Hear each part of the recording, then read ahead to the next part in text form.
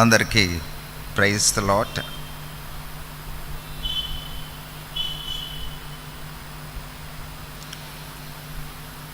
పరిశుద్ధ బైబిల్ గ్రంథంలో నుండి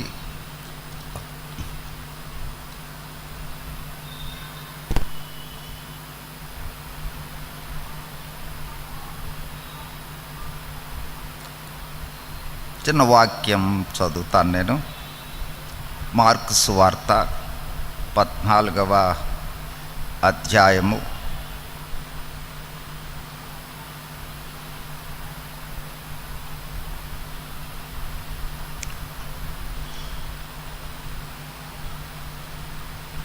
17-18 వచన ప్రారంభం వరకు చదువుతాను. సాయంకాలం అయినప్పుడు ఆయన తన 12 మంది శిష్యులతో కూడా వచ్చెను. వారు కూర్చుండి భోజనము చేయుచుండగా. చిన్న ప్రార్థన చేసుకుందాం.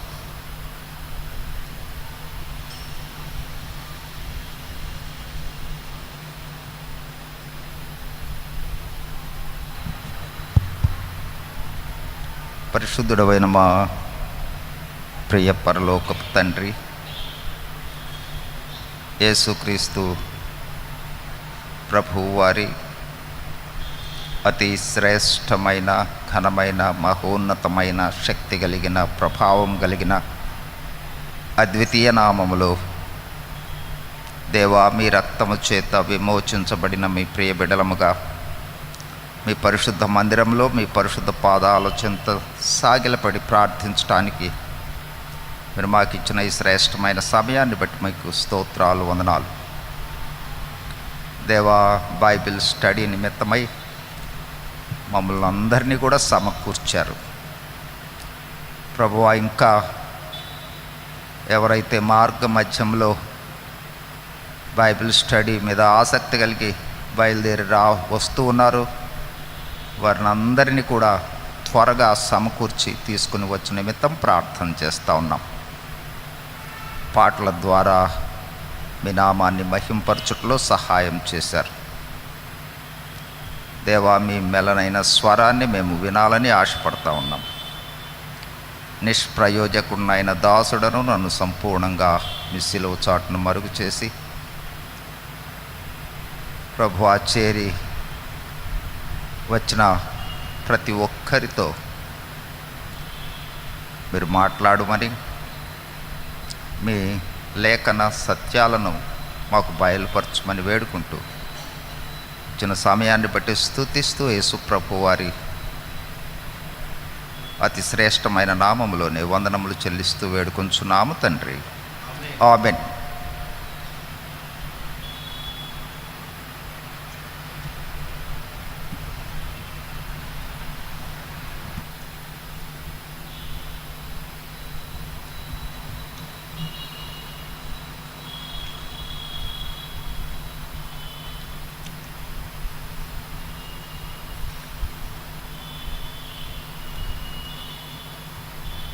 గడిచిన 2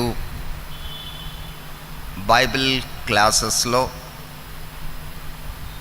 మనము ధ్యానించిన విషయాలను క్లుప్తంగా ఒకసారి జ్ఞాపకం చేసుకుందాం. మొదటిదిగా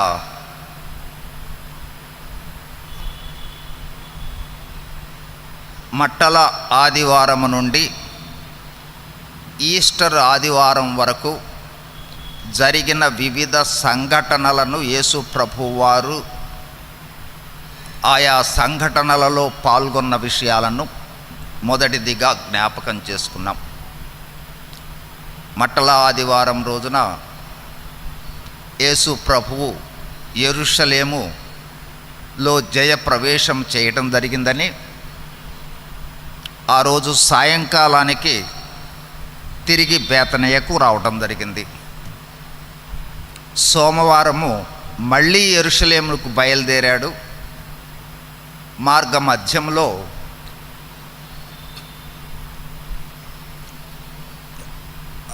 ఒలీవ చెట్టుని శపించటము, తదుపరి యెరూషలేము మందిరంలోనికి వెళ్ళి అక్కడ రూకలు మార్చు వాళ్ళ బల్లలను పడద్రోసి నా మందిరము ప్రార్థనా మందిరమనబడును, దీనిని దొంగల గుహగా చేశారు అని ఆ బలలు పడద్రోసిన తర్వాత మళ్ళీ ఆ రాత్రికి మళ్ళీ బేతనీయకు రావడం జరిగింది. తరువాత మంగళవారము మళ్ళీ బేతనీయ నుండి బయలుదేరి యెరూషలేముకు వెళుతూ మార్గ మధ్యములో అంత్యకాల సంగతులను గురించి తెలియచేయటం జరిగింది. ఆయన రెండవ రాకడకు సంబంధించిన విషయాలను మంగళవారం తెలియచేయటం జరిగింది. ఆ తదుపరి యెరూషలేము మందిరంలోకి వెళ్ళి అక్కడ మత పెద్దలతో కొంత సమయం చర్చించిన తర్వాత మళ్ళీ తిరిగి బేతనీయకు రావడం జరిగింది. చాలా జాగ్రత్త గుర్తుంచుకోవాలి, చాలా ప్రాముఖ్యమైనది. ఆదివారము బేతనీయ దగ్గర నుండి వెళ్ళి మళ్ళీ బేతనీయకు వచ్చాడు. సోమవారం బేతనీయ దగ్గర నుండి వెళ్ళి మళ్ళీ యెరూషలేము వెళ్ళి మళ్ళీ బేతనీయకు వచ్చాడు. మంగళవారం మళ్ళీ బేతనీయ దగ్గర నుండి బయలుదేరి యెరూషలేముకు వెళ్ళి మళ్ళీ బేతనీయకు వచ్చాడు. బుధవారము ఆయన ఎక్కడికి వెళ్ళలేదు, బేతనీయలోనే ఉండి అక్కడ మరియ అభిషేకిస్తుంది బుధవారం రోజున. అదే రోజున ఇస్కరియోతు యూదా వెళ్ళి మత పెద్దలతో 30 వెండి రూకలతో ఒప్పందం కుదుర్చుకుని వస్తాడు. ఇది బుధవారం జరిగిన సంఘటన. బుధవారం మళ్ళీ తిరిగి యెరూషలేముకు వెళ్ళాల. అయితే గురువారం మళ్ళీ యెరూషలేముకు వెళ్ళటం జరిగింది. గురువారం రోజున మేడ గదిలో శిష్యులందరూ పస్కాను ఆచరిస్తారు. మేడ గదిలో నుండి ఆ తర్వాత గెత్సెమనే తోటలోనికి వెళ్ళటం, ఆయన బంధించబడటం గురువారం రాత్రి జరుగుతుంది. శుక్రవారం రోజున సిలువ వేయబడతాడు. శనివారం రోజున సమాధిలో ఉంటాడు. ఆదివారం రోజున ఈస్టర్ సమాధిలో నుండి తిరిగి లేస్తాడు. ఇది ఆ ఆదివారం నుండి తరువాత ఆదివారం వరకు మధ్యలో జరిగిన సంఘటనలు. ఈ విషయాలను జ్ఞాపకం చేసుకుంటూ మనము ధ్యానిస్తూ ఉన్న ప్రాముఖ్యమైన విషయము మేడ గది. అంటే మండే గురువారము, మండే థర్స్డే లేదా శుభ గురువారము అంటారు దానినే. ఆ రోజున కేవలము మేడగదిలో జరిగిన సంఘటనలను మాత్రమే ధ్యానిస్తూ ఉన్నాము. ఆ శుద్ధపరచబడుతూనే ఉండాలి, రక్త ప్రోక్షణలోనికి వెళుతూనే ఉండాలి, కడగబడుతూనే ఉండాలి. ఆ అనుభవం అనేది నిరంతరము జీవించినంత కాలము జరగవలసిన అనుభవము. ఆ అనుభవములో ఉన్నప్పుడే గ్లోరిఫికేషన్లోకి వెళ్ళటం జరుగుతుంది, మహిమలోనికి ప్రవేశించటం జరుగుతుంది. కేవలము నేను బాప్తిసం తీసుకున్నాను అంతటితో ఆగిపోయాము అన్నట్లయితే గ్లోరిఫికేషన్కి అవకాశం లేదు. కాబట్టి జస్టిఫికేషన్ తర్వాత శాంక్టిఫికేషన్ అనేది కంటిన్యూస్గా జరగవలసిన ప్రాసెస్ అనే విషయాన్ని చాలా తేటగా ఈ సమయంలో బయలుపరిచాడు ప్రభు. సరే, ఇప్పుడు మరొక డైమెన్షన్లోకి వెళ్ళబోతా ఉన్నాం. ఇప్పుడు ఈ సమయంలో జ్ఞాపకం చేయబోతూ ఉన్న విషయం ఏంటంటే, మనము ఈ మేడ గదికి సంబంధించిన విషయాలను మత్తయి సువార్తలో చూసాము, మార్కు సువార్తలో చూసాము, లూకా సువార్తలో చూసాము, లూకా 22లో చూసాము. తరువాత యోహాను సువార్తలో కూడా 13 నుండి ప్రారంభించుకొని 17 వరకు ఉన్నది మేడగది. 26వ అధ్యాయము మత్తయి, 14వ అధ్యాయము మార్కు, తర్వాత 22వ అధ్యాయము లూకా సువార్త, 13 నుండి 17 అధ్యాయాలు యోహాను. ఇప్పుడు మనం ఒక్కసారి జాగ్రత్తగా గమనించినట్లయితే ఈ 4 సువార్తలలో ఏది ముందు రాశారు? ఎవరైనా చెప్పగలరా? మొట్టమొదట వ్రాయబడిన సువార్త, 4 సువార్తలు ఉన్నాయి. 4 మొదటిది మార్కు సువార్త. మొట్టమొదట మార్కు సువార్త 65 నుండి 70 క్రీస్తు శకము 65 నుండి 70 సంవత్సరాల మధ్య వ్రాయబడింది. ఖచ్చితమైన డేట్స్ లేవు, కానీ ఆ తరువాత వ్రాయబడినది మత్తయి సువార్త 70 నుండి 80 ఆ మధ్యకాలంలో వ్రాయబడింది. ఆ తరువాత వ్రాసినది లూకా సువార్త, ఇది 80 నుండి 90 మధ్య రాయబడింది క్రీస్తు శకం. ఆ తరువాత రాయబడింది యోహాను సువార్త.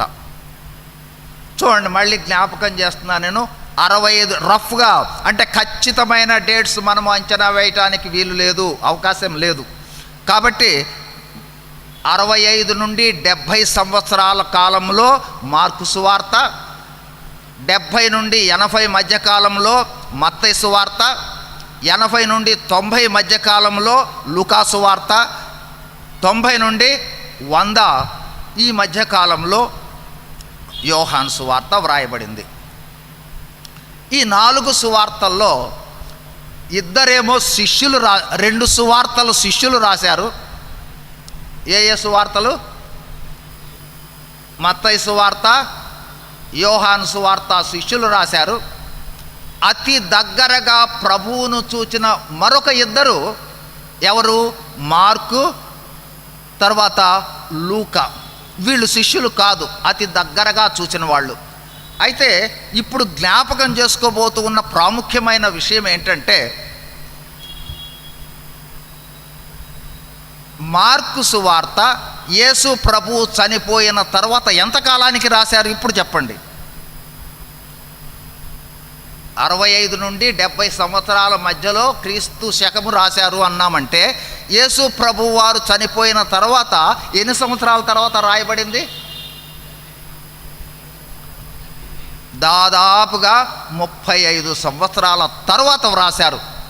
ఒకసారి ఎందుకు ఈ విషయాన్ని జ్ఞాపకం చేస్తున్నానంటే, 35 సంవత్సరాలు జ్ఞాపకము ఉంచుకున్న విషయాన్ని 35 సంవత్సరాల తరువాత వ్రాశారు అంటే, ముందులు వెనక అవ్వచ్చు, వెనక ముందవ్వచ్చు, సబ్జెక్ట్ ఉంటుందే తప్ప కరెక్ట్ ఆర్డర్ ఉండదు. ఏ రోజుకి ఆ రోజు రాస్తూ ఉంటే కరెక్ట్ ఆర్డర్ ఉంటుంది. కానీ కాబట్టి 30 నుండి 35 ఏళ్ల తర్వాత మార్కు సువార్త రాస్తే, 40 నుండి 50 ఏళ్ల మధ్య కాలంలోనేమో మత్తయి సువార్త రాస్తే, 50 నుండి 60 మధ్య కాలంలోనేమో లూకా సువార్త రాస్తే, 60 నుండి 70 మధ్యకాలంలో యోహాను సువార్త రాశారు.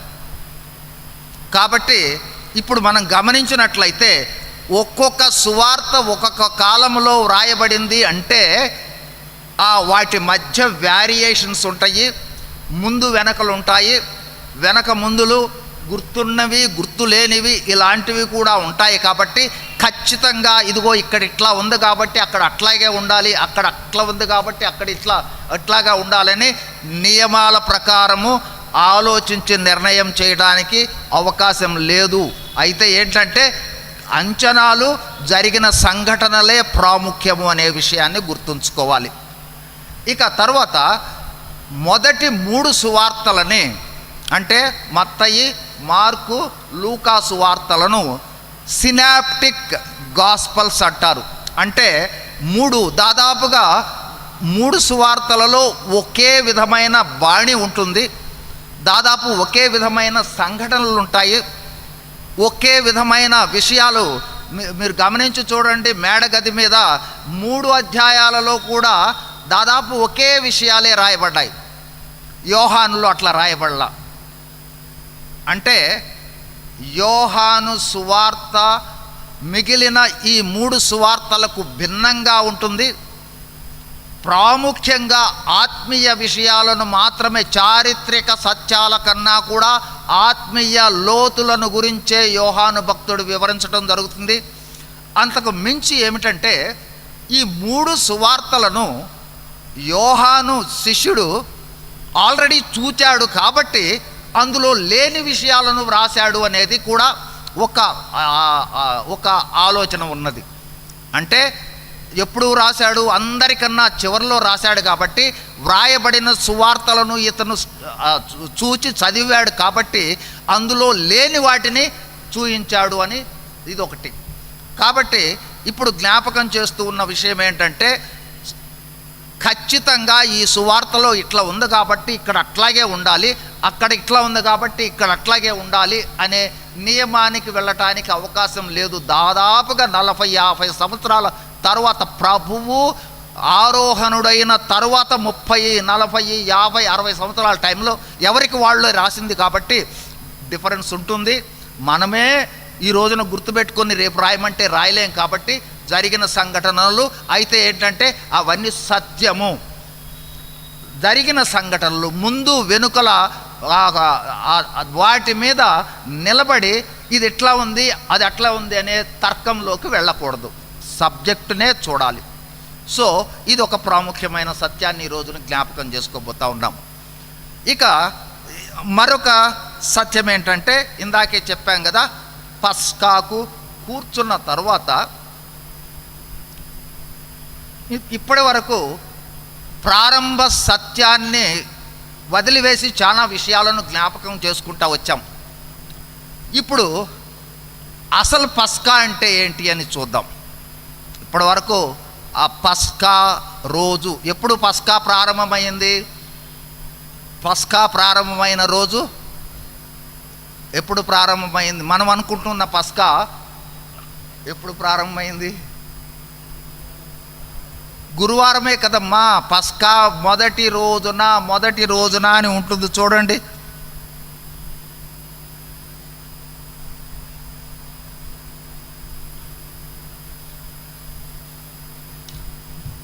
మార్కు సువార్త అమ్మా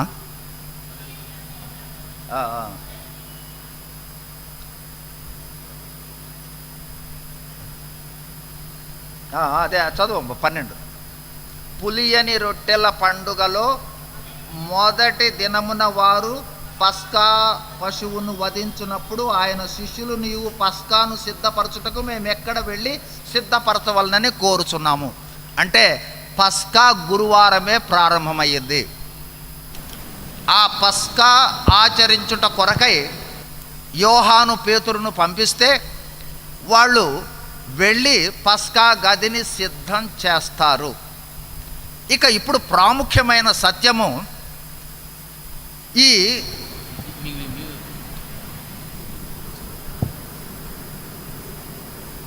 ఈ పస్కా, దీన్ని లాస్ట్ పాస్ ఓవర్ అంటారు, చివరి పస్కా అన్నమాట. అంటే యేసు ప్రభువారు పస్కాకు ముగింపు పలికిన ఆఖరి పస్కా. ఆ పస్కా తరువాత మళ్ళీ తిరిగి ఆ పస్కా పండుగ ఆచరించటం అనేది జరగలేదు.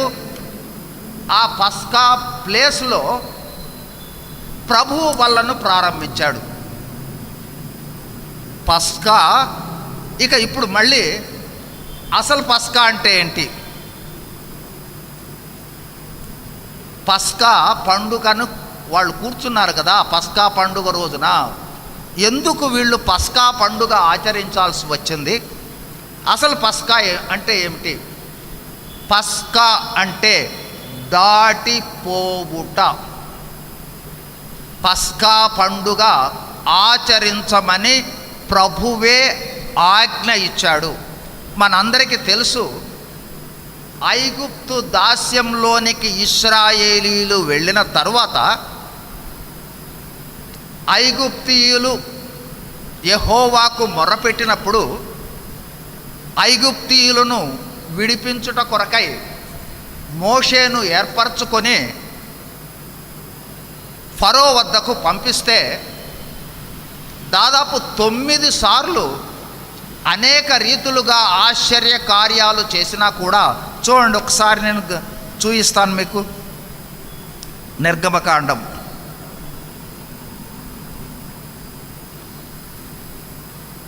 నిర్గమకాండంలో మీరు గమనించినట్లయితే 7వ అధ్యాయము 20వ వచనంలోనేమో నీళ్లను రక్తంగా మారుస్తారు. ఆ తర్వాత 8వ అధ్యాయము 6వ వచనంలో కప్పలను తెప్పిస్తారు. 8:17లో ధూళిని పేలుగా మార్చటము, తర్వాత ఈగలను పంపించటము, ఆ తర్వాత పశువులు చనిపోవటము, ఆ తర్వాత ఆవపు బుగ్గి వేస్తే మనుషులకు జంతువులకు పొక్కులు రావడము, ఆ తర్వాత వడగండ్లు పిడుగులు రావడము, తర్వాత 8వదేమో బాధాకరమైన మిడతలు రావడము, తర్వాత 3 దినములు గాఢాంధకారము కమ్మటం అనే 9 రకాలైన అద్భుతాలు చేసినా కూడా ఫరో వీళ్లను విడుదల చేయలా. వెళ్ళాడు. వాస్తవానికి ఫరో విడుదల చేయకపోవడానికి కూడా కారణము అది కూడా దేవుని ప్రణాళికే. చూడండి ఒకసారి.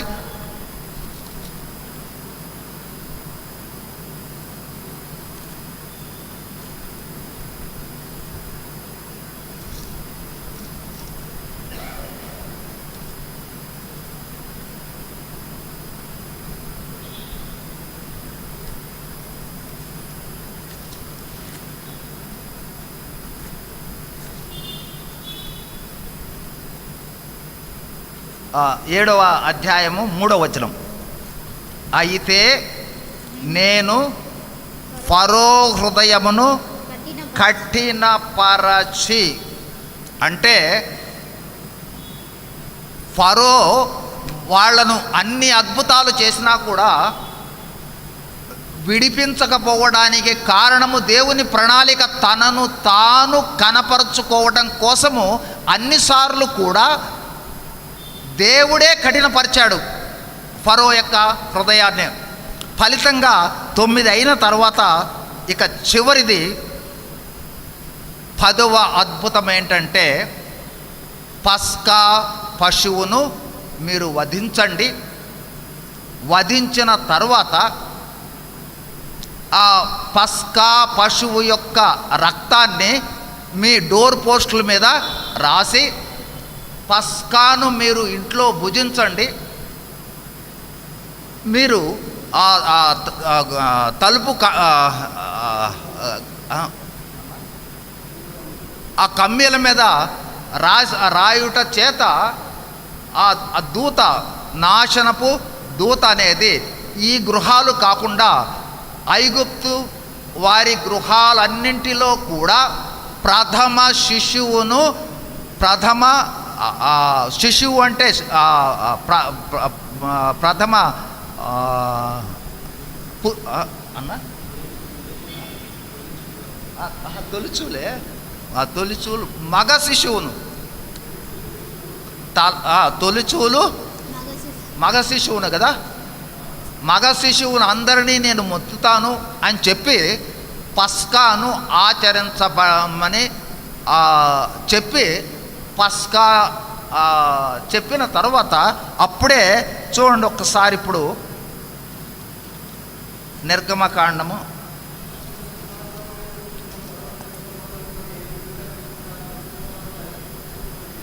అక్కడ ఉండండి ఒక్క నిమిషం.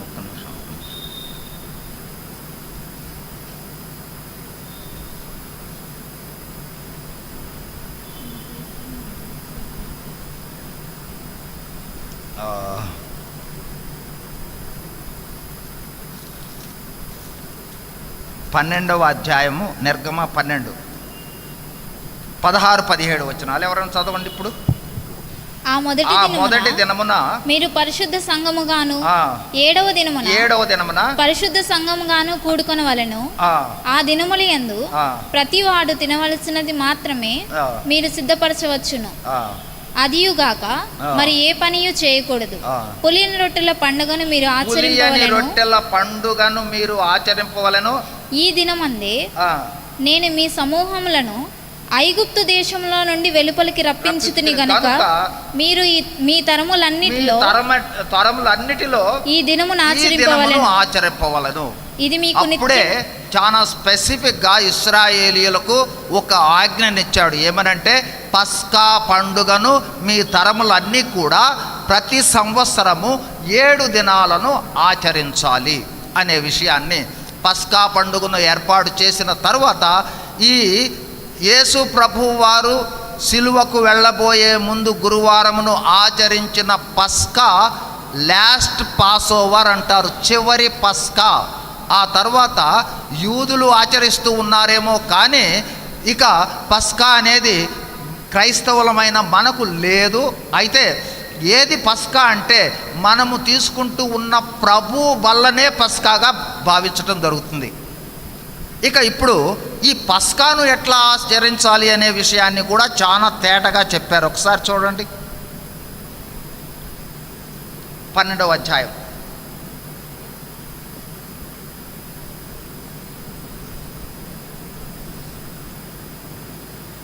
చాలా విషయాలు ఉన్నాయి. క్లుప్తంగా పస్కా పండుగ సమయంలో వారం రోజులు పస్కాను ఆచరించాలి.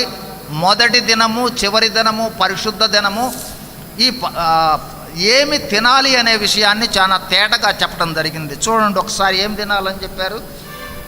12వ అధ్యాయము 8వ వచనం. ఆ రాత్రియే వారు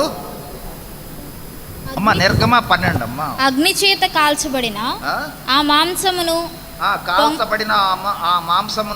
పొంగని రొట్టెలను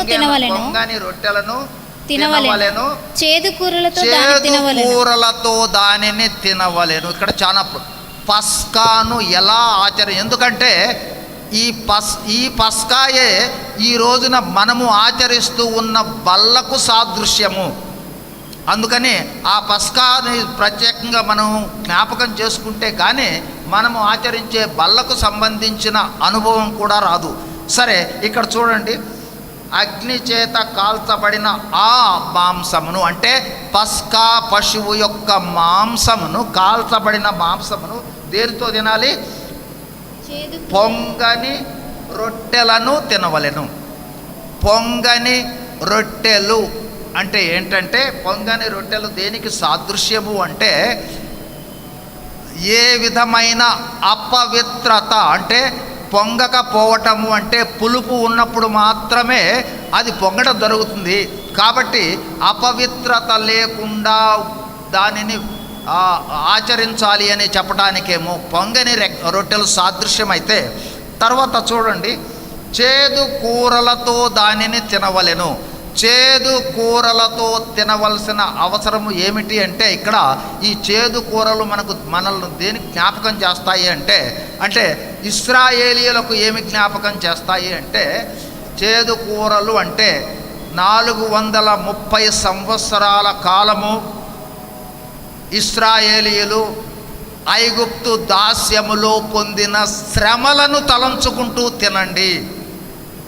ఆ శ్రమలలో ఉన్న సమయంలో ఏ విధంగా దేవుడు వాళ్లను విమోచించాడో దానిని జ్ఞాపకం చేసుకుని తినండి అని చెప్పటం.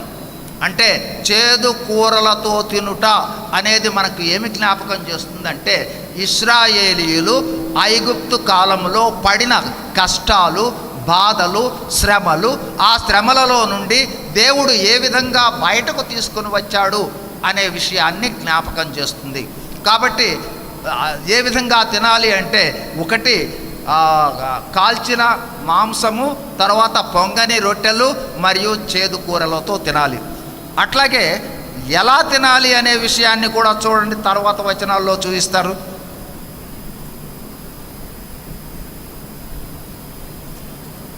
11వ వచనం. మీరు దానిని తినవలసిన విధమేమనగా మీ నడుము కట్టుకొని మీ చెప్పులు తొడుక్కొని మీ కర్రలు చేత పట్టుకొని త్వరపడుచు దాని తినవలెను. అది యెహోవాకు పస్కా బలి. ఎట్లా తినాలంట? నడుము కట్టుకోవాలి. అంటే నడుము కట్టుకోవడం అనేది దేనికి సాదృశ్యము? రెడీ, నేను బయలుదేరటానికి రెడీగా ఉన్నాను అని. అట్లాగే తర్వాత చెప్పులు తొడుగుకొని, అంటే దూర ప్రయాణానికి, అంటే ఆ పస్కా బలి అర్పించిన తరువాత ఏ క్షణాన దేవుని వద్ద నుండి పిలుపు వస్తుందో ఆ పిలుపు ప్రకారం వెంటనే బయలుదేరి వచ్చేసేయాలి బయటికి. దాన్ని నిర్గమము అంటారు. పస్కా బలి వేరు. పస్కా బలి అంటే ఏంటి? పస్కా అంటే దాటిపోవుట. దాటిపోవుట అంటే ఆ దూత దాటిపోవటము. నిర్గమము అంటే ఆ ఐగుప్తులో నుండి సమూహముగా ప్రజలంతా కలిసి ఒక్కసారి బయటికి రావడం, దాన్ని నిర్గమము అంటారు. కాబట్టి పస్కా బలి ఆచరించిన తర్వాత, ఆ పస్కాను తిన్న తర్వాత ఏ క్షణాన బయలుదేరాల్సి వస్తుందో తెలియదు. వెంటనే బయలుదేరాల్సి రావచ్చు. ఎందుకంటే ప్రతి గృహంలో కూడా తొలుచూలు మగ శిశువు చనిపోయిన తర్వాత ఫరో దగ్గర నుండి ఏ క్షణాన డైరెక్షన్ వస్తుందో అప్పుడు అందరూ బయలుదేరాలి వెంటనే. అందుకోసము వాళ్ళు నడుము కట్టుకోవాలి, రెడీ అవ్వాలి, తర్వాత చెప్పులు వేసుకోవాలి, తర్వాత ఇంకొకటి కూడా ఉంటుంది, చెప్పులు తొడుక్కొని కర్ర చేత పట్టుకొని ఇదంతా రెడీగా ఉన్నాము మేము అని సిద్ధపాటు కొరకు. తర్వాత తొడుక్కొని త్వరపడుచు తినాలి. అంటే ఏ క్షణాన బయలుదేరాల్సి వస్తుందో అని త్వరపడుతూ తినాలి. కాబట్టి ఇక్కడ చాలా ప్రాముఖ్యమైన విషయం ఏంటంటే, ఇక్కడ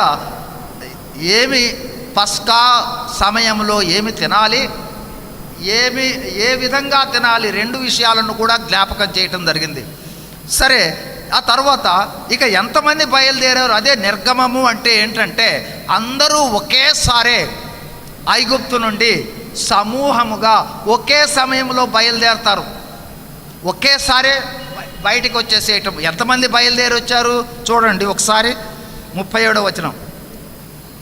అప్పుడు ఇశ్రాయేలీయులు రామసేసు నుండి సుక్కోతుకు ప్రయాణమైపోయి వారు పిల్లలు గాక కాల్బలము 6 లక్షల వీరులు. వీళ్ళు కాల్బలము అంటే కేవలము పురుషులు మాత్రమే. వీరి భార్యలు ఉన్నారు, వీరి పిల్లలు ఉన్నారు, వీరితో పాటు జంతువులు, పశువులు ఇవన్నీ బయలుదేరినాయి ఒకేసారి. అంటే దాదాపుగా 30 లక్షల మంది ఒకేసారి బయటకు వచ్చేసారు. అదే నిర్గమము అంటే ఐగుప్తు నుండి బయలుదేరి బయటకు రావడం అన్నమాట. కాబట్టి ఆ విధంగా అక్కడ నుండి బయలుదేరి రావడం జరుగుతుంది. కాబట్టి అంతమంది బయలుదేరి రావడం జరిగింది. సరే, ఈ సమయంలో ఇప్పుడు ఆ పస్కా సమయంలో శిష్యులందరూ గ్యాదర్ అయిన తరువాత ప్రభువు ఆ సమయంలో ఇన్స్టిట్యూట్ చేసింది ఇప్పుడు చూడండి.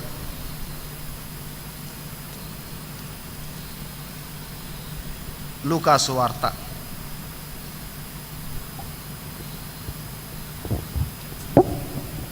22వ అధ్యాయము 16వ వచనం. 15 నుండి చదువుకుందాం. అప్పుడు ఆయన, నేను శ్రమ పడక మునుపు మీతో కూడా ఈ పస్కాను భుజింపవలనని మిక్కిలే ఆశపడితిని. అది దేవుని రాజ్యంలో నెరవేరు వరకు ఇక ఎన్నడూను దానిని భుజింపనని మీతో చెప్పుచున్నానని వారితో చెప్పి, ఆయన గిన్నె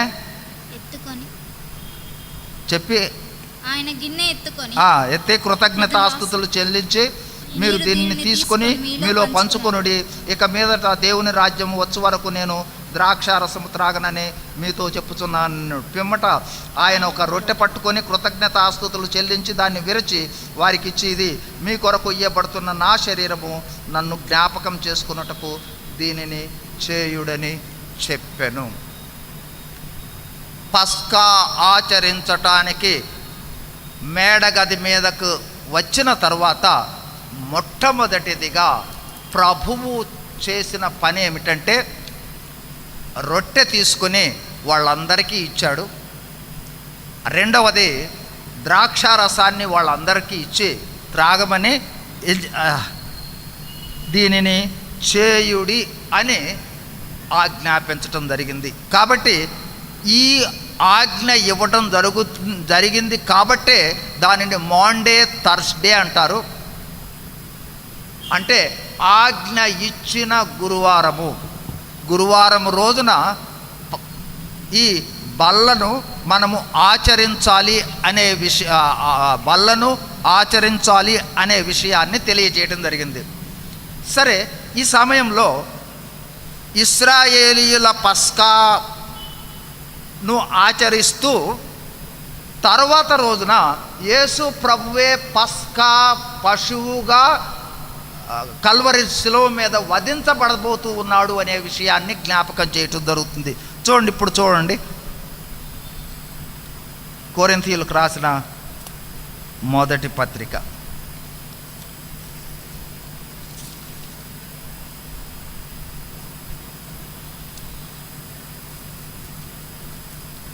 6వ వచనం, 5వ అధ్యాయము 6వ వచనం.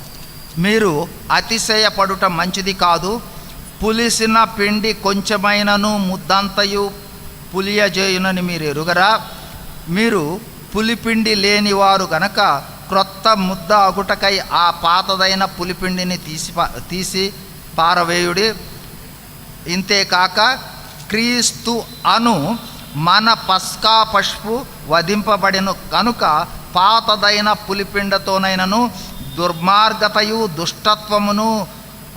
దుష్టత్వమునను పులిపిండితోనైనను కాకుండా నిష్కాపట్యమును సత్యమును పులియని రొట్టెతో పండుగ ఆచరింతము.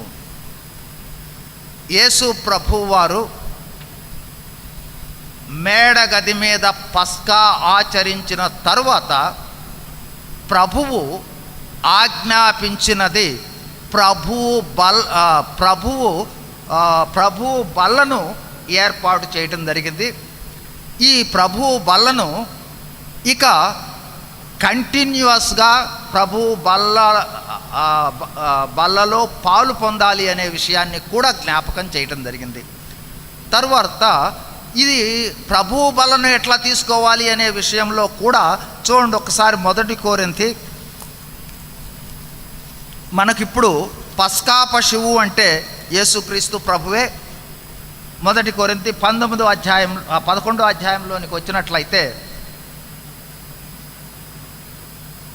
23వ వచనం, నేను మీకు అప్పగించిన దాన్ని ప్రభు వలన పొందితిని. ప్రభు అయిన యేసు తాను అప్పగింపబడిన రాత్రి ఒక రొట్టెను ఎత్తుకొని కృతజ్ఞతాస్తుతులు చెల్లించి దాన్ని విరిచి, ఇది మీ కొరకైన నా శరీరము, నన్ను జ్ఞాపకం చేసుకొనుటకై దీనిని చేయుడనెను. నన్ను జ్ఞాపకం చేసుకొనుటకై. ఒకసారి మళ్ళీ, పస్కా భుజించేటప్పుడు చేదు కూరలు దేనిని జ్ఞాపకం చేస్తూ ఉన్నాయి అంటే, ఇశ్రాయేలీయులు ఐగుప్తు దాస్యములో ఉన్న రోజులలో వాళ్ళు పడిన కష్టాలు ఇబ్బందులను కలుగు చేయుటతో పాటు దేవుడు ఏ విధంగా విడుదల కలుగు చేశాడు అనే విషయాన్ని జ్ఞాపకం చేస్తూ ఉన్నాయి. అట్లాగే మనము కూడా ఈ ప్రభు బల్లలో చెయ్యి వేయబోయే ముందు చేయవలసింది ఏంటంటే, ఏమని చెప్పాడు ప్రభు? నన్ను జ్ఞాపకం చేసుకోమను. అంటే ఏంటంటే, గతములో మనం ఏమై ఉన్నామో, మన జీవితం ఏమై ఉన్నదో, మన పాప స్వభావము పాపము చేత మనం ఏ స్థితులలో ఉన్నామో ఆయా స్థితులలో నుండి యేసుక్రీస్తు ప్రభువు పస్కా పశువుగా బలి అయ్యి మనలను ఏ విధంగా విమోచించాడో దానిని జ్ఞాపకం చేసుకుని బలలో చేయి వేయాలి. బల్లలో చెయ్యి వేయటము అంటే కేవలము జ్ఞాపకము చేసుకోమని చెప్పటము అనేది చేదు కూరలతో తినే విషయాన్ని జ్ఞాపకం చేస్తుంది. వాళ్ళు ఎందుకు చేదు కూరలతో అంటే 430 సంవత్సరాలు బానిసత్వములో పడ్డ బాధ, అదేవిధంగా నీవు నేను కూడా రక్షింపబడక పూర్వము పాపములో ఉండి పాప స్వభావములో పాప జీవితములో ఏ విధమైన స్థితిలో ఉన్నాము అనే విషయాన్ని జ్ఞాపకం చేసుకొని ఆ పాపము నుండి మనల్ని విడిపించేందుకు యేసుక్రీస్తు ప్రభువారు కల్వరి శిలువలో అర్పణగా బలిగా గావించబడిన విషయాన్ని జ్ఞాపకం చేసుకుని చేయి వేయాలి. ఇది మొట్టమొదటిదిగా. ఇక రెండవదిగా చూడండి,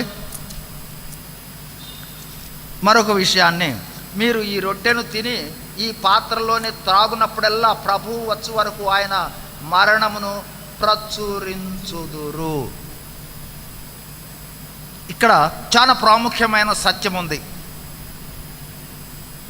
ఏ విధంగా ఇశ్రాయేలీయులు పస్కాను ఆచరించారు అంటే, ఇందాక జ్ఞాపకం చేసుకున్నాం కదా, ఏ విధంగా పస్కాను భుజించాలి అనే దానికోసము నడుము కట్టుకొని, తర్వాత నడుము కట్టుకొని, చెప్పులు తొడుక్కొని, కర్ర చెయ్యి పట్టుకొని త్వరపడుతూ తినాలి అని. అదే విషయం ఇక్కడ మళ్ళీ తిరిగి జ్ఞాపకం చేస్తూ ఉన్నాడు పౌలు భక్తుడు. ఎందుకోసము? ఏ క్షణాన వెళ్ళాలో తెలియదు, బయలుదేరాల్సి ఉంటుంది, రెడీగా ఉండి బలలో చేయి వేయాలని. అదేవిధంగా మనము బలలో చేయి వేసేటప్పుడు కూడా ఏ క్షణాన రాకడొస్తుందో తెలియదు, ఏ నిమిషాన రాకడొస్తుందో తెలియదు. అదే అంటే రెడీగా వాళ్ళు ఎట్లా నడుము కట్టుకున్నారో, అంటే రెడీ అయ్యారో, అదేవిధంగా మనము రెడీ అయ్యి చేయి వేయాలి. అదే చూడండి అక్కడ మళ్ళీ ఇప్పుడు చదవండి, ఇప్పుడు అర్థమవుతుంది. మీరు ఈ రొట్టెను తిని ఈ పాత్రలోని త్రాగునప్పుడల్లా ప్రభువు వచ్చు వరకు ఆయన మరణమును ప్రచురించుదురు. అంటే ఆయన రాకడ కొరకు సిద్ధమై వేయాలి.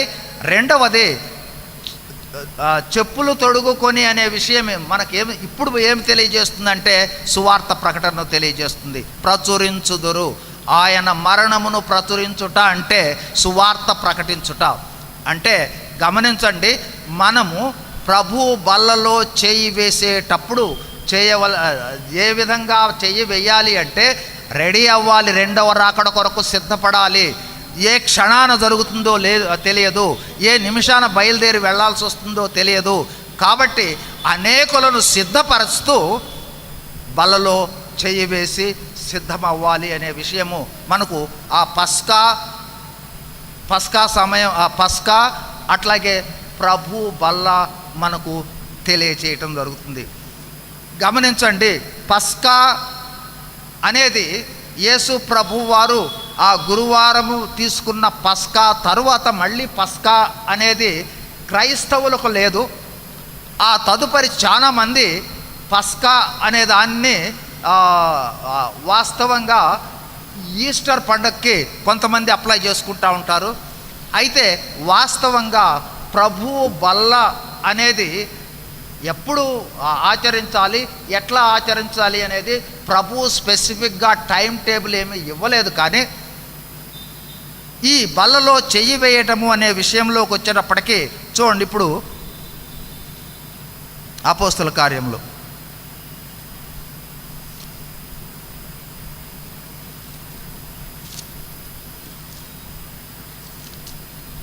2వ అధ్యాయము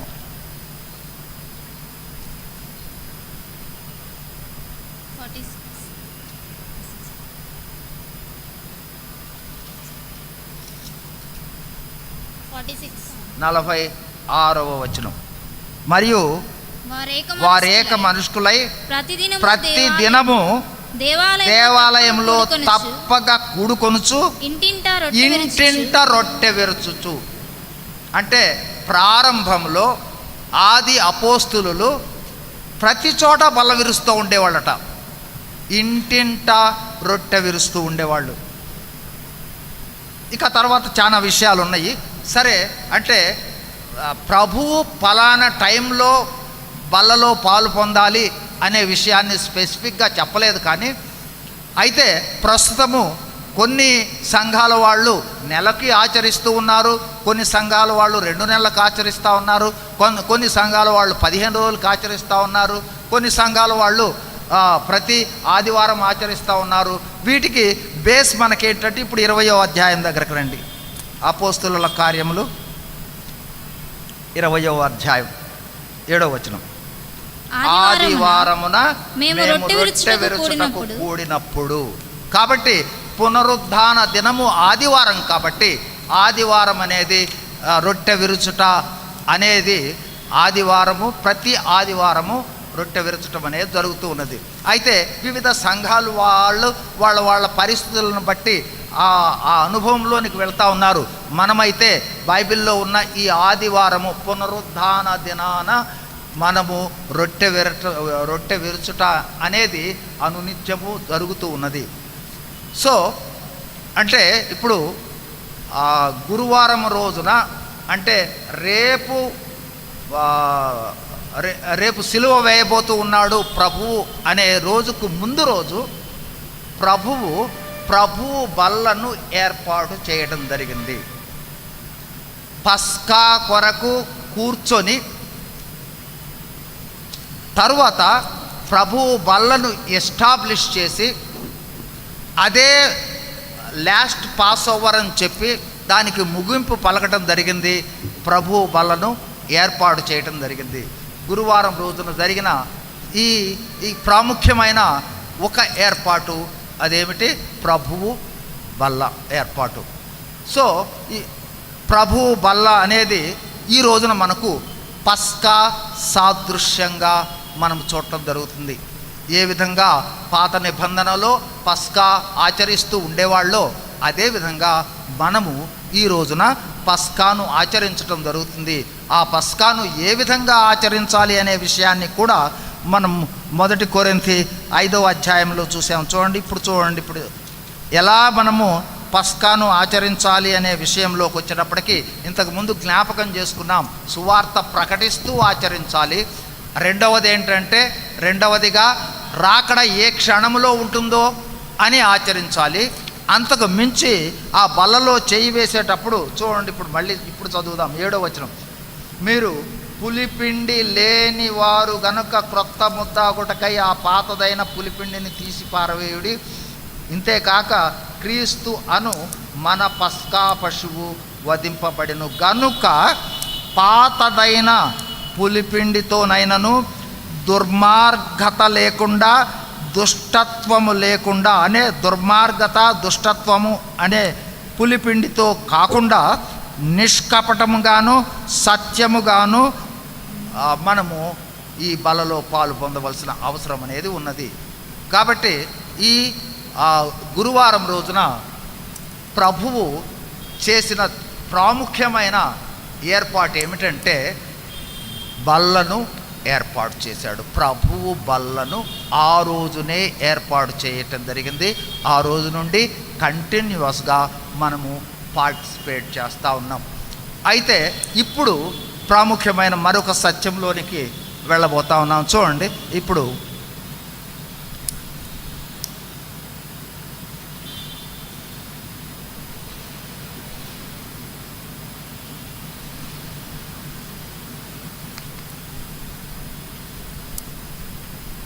పదిహేడవ వచనం,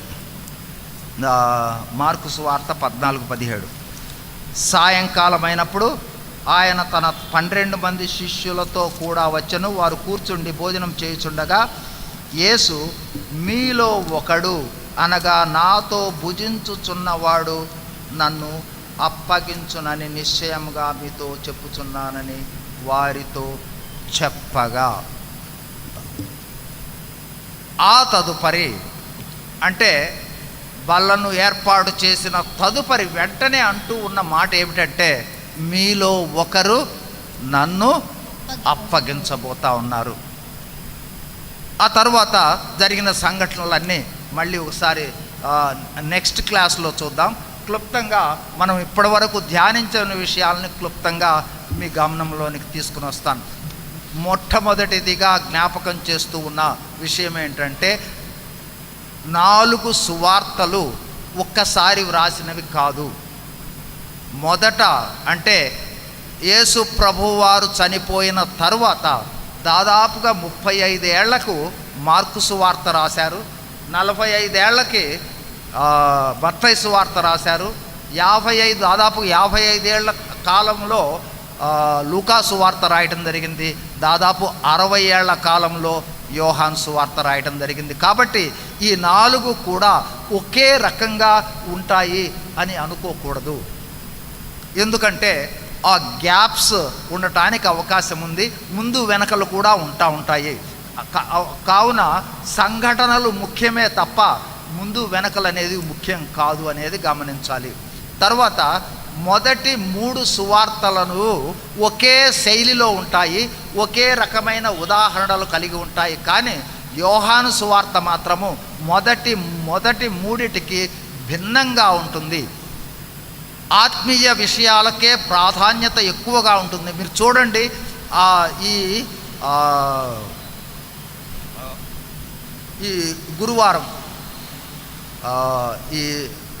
గురువారం రోజున అంటే మేడగది మీద జరిగిన సంఘటన మొత్తము 3 సువార్తల్లో ఒక 10-15 వచనాల్లోనే ఉంటుంది.